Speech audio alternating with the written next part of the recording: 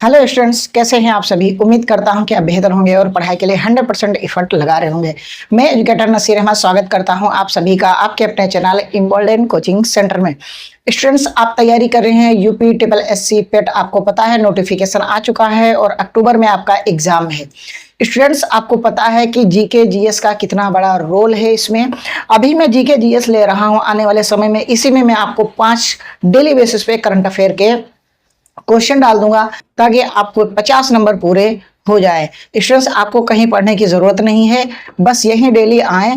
Paper से पहले आप पेपर देख लो, पेपर से पहले पेपर देख लो, ऐसा ही पेपर आएगा ये मान के चलिए। क्यों? क्योंकि मैं वही प्रश्न लेकर के आ रहा हूं जो एग्जाम में पूछे गए हैं या पूछे जाने की प्रबल संभावना है। फुल क्लास नहीं देखी तो पछताओगे। पेपर वाले दिन पछताने से बेहतर है कि आज ही आप जुड़ जाए इम्बोल्डेन कोचिंग सेंटर के साथ में। आइए स्टूडेंट्स, सबसे पहले मैं आपसे रिक्वेस्ट कर रहा हूं, क्योंकि मेरा भी नया चैनल है, ज्यादा फॉलोअर्स भी नहीं है, ज्यादा सब्सक्राइबर नहीं है, तो आप क्लास को लाइक कर देना, अपने दोस्तों को थोड़ा सा शेयर भी कर देना। और आपको क्लास कैसी लगती है कमेंट बॉक्स में कमेंट करना, या आपको इस क्लास में क्या इंप्रूवमेंट किया जाए वो सारा सुझाव आप कमेंट बॉक्स में दे देना। आप हो तो चैनल को सब्सक्राइब करके ये बेल आइकन जरूर दबा लेना, क्योंकि ये बेल आइकन दबाने से आपको न्यू क्लास की नोटिफिकेशन मिलती रहेगी। आइए चर्चा करते हैं अपने प्रश्नों की ओर। क्या कह रहा है? पहला प्रश्न आपकी स्क्रीन पर। भारत में अंडमान और निकोबार तथा लक्षद्वीप सहित मुख्य भूमि भारत के समुद्री तट की कुल लंबाई कितनी है? यानी कि अंडमान निकोबार की लंबाई पूरी आप काउंट करिए, तटी वाला जो समुद्र के है और लक्षद्वीप, इस तीनों की मिला करके आपको कितनी यहाँ पास होगी आपकी क्या लंबाई? 8,514.4 किलोमीटर, 7,818.7 किलोमीटर, या 7,516.6 किलोमीटर, या 8,123.1 किलोमीटर। जी हाँ, इसका राइट आंसर क्या हो जाएगा? स्टूडेंट्स, आपको घबराना नहीं है, बहुत ही बेस्ट मैं लेकर के कंटेंट आपके लिए आया हूं। आप जरा सा भी संकोच मत करना कि आपका कोई भी प्रश्न रहेगा। बहुत ही अच्छा जवाब है। क्या है आपका? 7,516.6 kilometre will be your right answer. आप प्रश्नों को लिखते चलिएगा, बहुत ही बेहतरीन लाया हूं। क्या है? बिहार केसरी के नाम से किसे जाना जाता है? बहुत ही इंपॉर्टेंट प्रश्न है। डॉक्टर राजेंद्र प्रसाद, श्री कृष्ण, कर्पूरी ठाकुर और लाला लाजपत राय। आपको पता होगा ये सब इतिहास से संबंधित कुछ ना कुछ लोग हैं इसमें, जैसे कि Lala Lajpat Rai Simon go commission के नारे कभी लगाए थे इन्होंने महाराष्ट्र में, मुंबई में, और इनकी लाठी मार मार के हत्या कर दी गई थी। कर्पूरी ठाकुर ये बिहार के जो है ओबीसी के जो है नेता माने जाते हैं और इन्हें हाल ही में जो है भारत रत्न दिया गया है। अच्छा, डॉक्टर राजेंद्र प्रसाद आपको पता है सबसे पहले भारत के राष्ट्रपति रहे हैं और ये संविधान सभा के परमानेंट चेयरमैन रहे हैं, यानी कि स्थायी अध्यक्ष रहे हैं। और बहुत सारे इन्होंने जो है कांग्रेस के समय, जब आजादी के समय, बहुत सारी इन्होंने भूमिकाएं निभाई है। तो इसमें जो ऑप्शन नंबर बी है, option number B Shri Krishna, इन्हें जो है बिहार केसरी के नाम से जाना जाता है और पूर्व में ये बिहार के मुख्यमंत्री रह चुके हैं। क्या भैया रह चुके हैं? मुख्यमंत्री रह चुके हैं ये केसरी।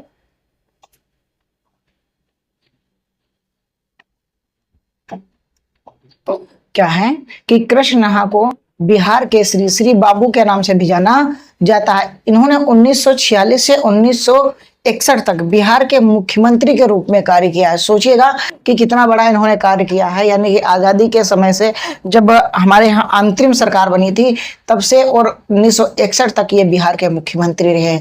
इतनी डिटेल में पढ़ा रहा हूँ स्टूडेंट्स, अगर अब भी नहीं आपकी समझ में आ रहा है तो फिर मैं क्या कर सकता हूं।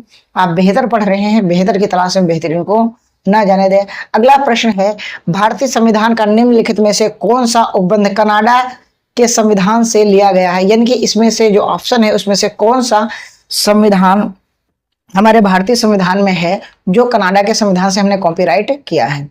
तो पहला ऑप्शन है न्यायपालिका की स्वतंत्रता, गणराज्य की कल्पना, उच्चतम न्यायालय का परामर्शदायी क्षेत्राधिकार, या समवर्ती सूची की कल्पना।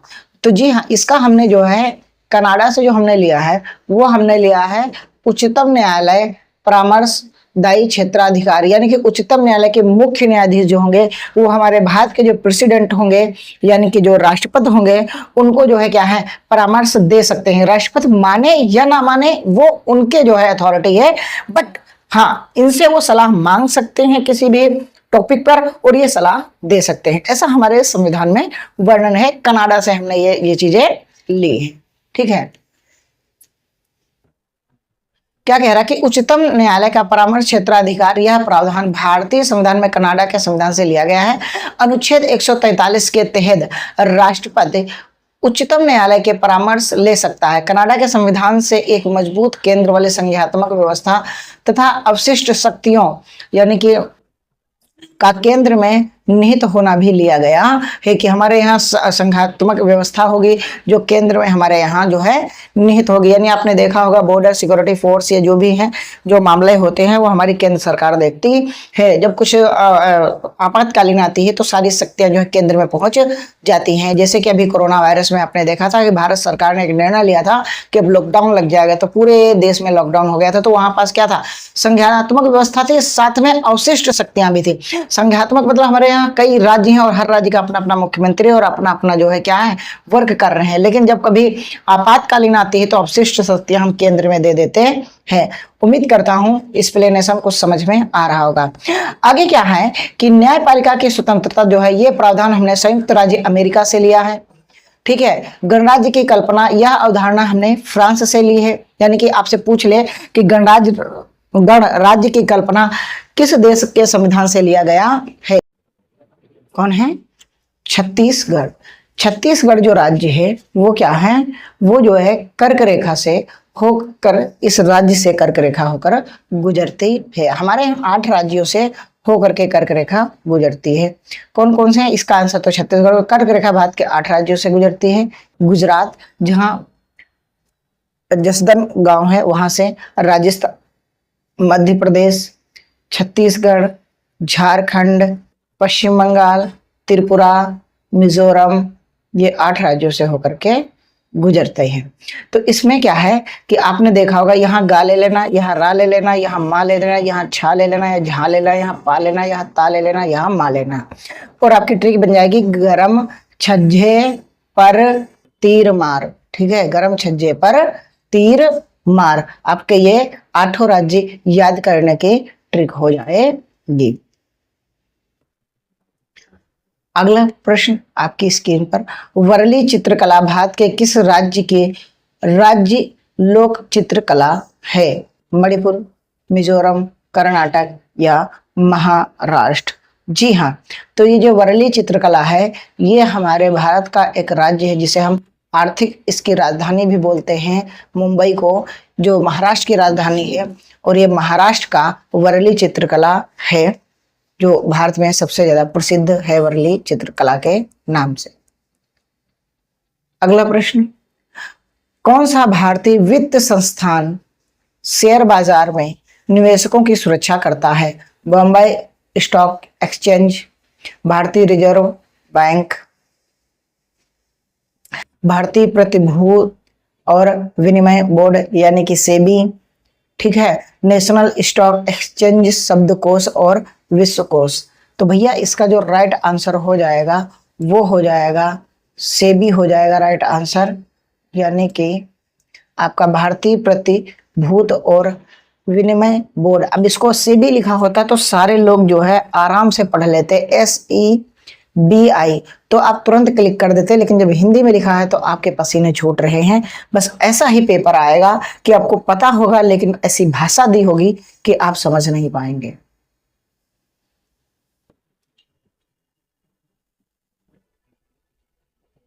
अगला प्रश्न है, निम्न में से किस शहर ने 2022 में लगातार 6ठी बार भारत के सबसे स्वच्छ शहर का पुरस्कार जीता है? गुरुग्राम, कोलकाता, पुणे या इंदौर? इंदौर आपको पता है मध्य प्रदेश का शहर है और ये लगातार जीत ही रहा है। 2022 में 6ठी बार ये जो है स्वच्छता के मामले में टॉप किया था, स्वच्छता के मामले में इसने टॉप किया था। अगला प्रश्न, भारत के किस राज्य के मुख्यमंत्री ने फुटबॉल की संस्कृति को जमीनी स्तर पर ले जाने के लिए राज्य में फुटबॉल फॉर ऑल लॉन्च किया? ऑप्शन नंबर 1 झारखंड, मध्य प्रदेश, पश्चिम बंगाल या उड़ीसा। जी हाँ, 9वें का राइट आंसर क्या होगा बताइए। तो स्टूडेंट्स, ये है अपने उड़ीसा राज्य के मुख्यमंत्री ने ये लॉन्च किया है। किसने लॉन्च किया है? उड़ीसा के मुख्यमंत्री ने।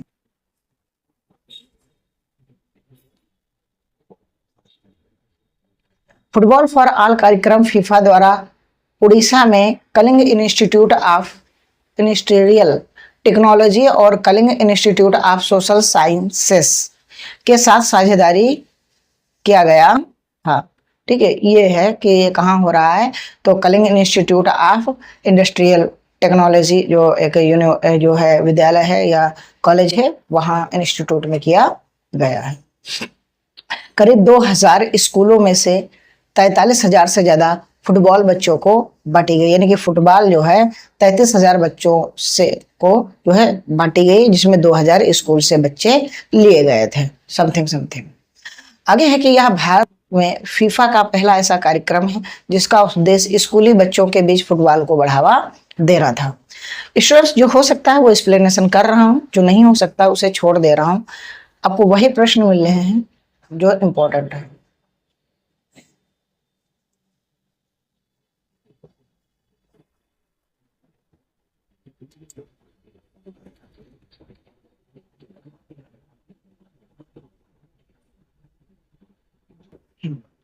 अगला प्रश्न है, निम्नलिखित में से किसने यूएस ओपन 2022 के पुरुष एकल का खिताब जीता है? कैस्पर रूड, स्टेफानोस सितसिपास या राफेल नडाल या कार्लोस अल्कारेज। तो इसका राइट आंसर हो जाएगा ऑप्शन नंबर डी। कौन हो जाएगा भाई साहब? इसका ऑप्शन नंबर हो जाएगा D will be your right answer. अगला प्रश्न है, महात्मा गांधी ने किस वर्ष किसानों के समर्थन में गुजरात के खेड़ा जिले में एक सत्याग्रह आयोजित किया था? 1916, 1920, 1919 या 1918। तो इसका राइट आंसर हो जाएगा 1918। और ये जितनी भी हमने डिटेल ली है, ये कहीं ना कहीं हमने इतिहास से जुड़ी हुई डिटेल ली है। तो एक एक डेट के बारे में हम बात करते हैं कि सत्याग्रह 1918 गुजरात के खेड़े जिले में फसल खराब होने और महामारी के फैलने के बावजूद ब्रिटिश सरकार ने किसानों से भारी लगान वसूल कर रही थी, जिससे किसानों के समर्थन में महात्मा गांधी और सरदार वल्लभ भाई पटेल के नेतृत्व में यह सत्याग्रह आयोजित किया गया था। यह भारत में गांधी जी का पहला वास्तविक असहयोग आंदोलन माना जाता है। 1916 में क्या होता है? लखनऊ समझौता हुआ था। इसको लखनऊ पैक्ट के नाम से भी हम जानते हैं। 1916 में भारतीय राष्ट्रीय कांग्रेस और मुस्लिम लीग के बीच ऐतिहासिक समझौता हुआ, जिससे कि दोनों दलों को एक मंच पर लाया गया।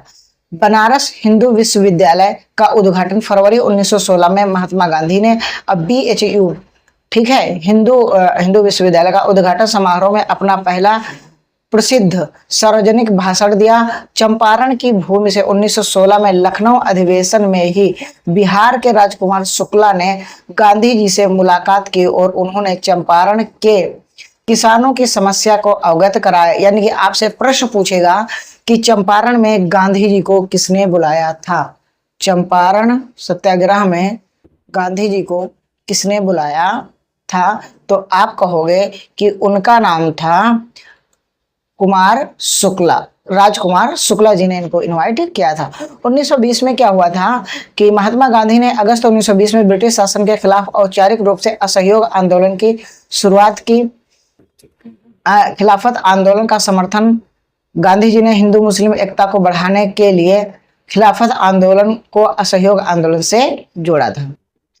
1919 में क्या हुआ था? रोलर एक्ट आया था, आपको पता होगा। तो रोलर सत्याग्रह अंग्रेजों द्वारा लाए गए काले कानून रोलर एक्ट के खिलाफ महात्मा गांधी ने अप्रैल 1919 में राष्ट्रीय व्यापी सत्याग्रह शुरू किया। जलियांवाला बाग हत्याकांड 13 अप्रैल 1919 को अमृतसर के जलियांवाला बाग में निहत्थे लोगों पर जनरल डायर ने अंधाधुंध गोलियां चलवाई थी, जिसके विरोध में महात्मा गांधी ने अपने शेरे हिंदुस्तान की उपाधि त्याग दी थी? स्टूडेंट्स, ये था इसका एक्सप्लेनेशन जो आपके चारों विकल्प हैं।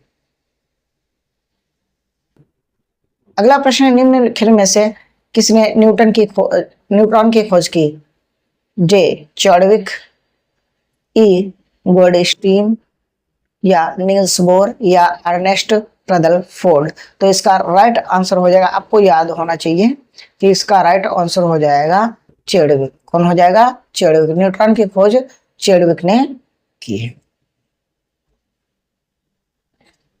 न्यूट्रॉन की खोज चैडविक ने 1932 में की थी, और न्यूट्रॉन की खोज के लिए चैडविक को 1935 में भौतिकी नोबेल पुरस्कार दिया गया था। अब आपसे पूछ सकता है कि चैडविक को कौन सा पुरस्कार मिला है? नोबेल पुरस्कार मिला, भौतिकी का, रसायन का, या जीव का, या लेख का, किसका मिला? तो इनको भौतिकी का मिला। कब मिला है? तो 1935 में। कब मिला है? 1935 में इन्हें जो है क्या मिला है?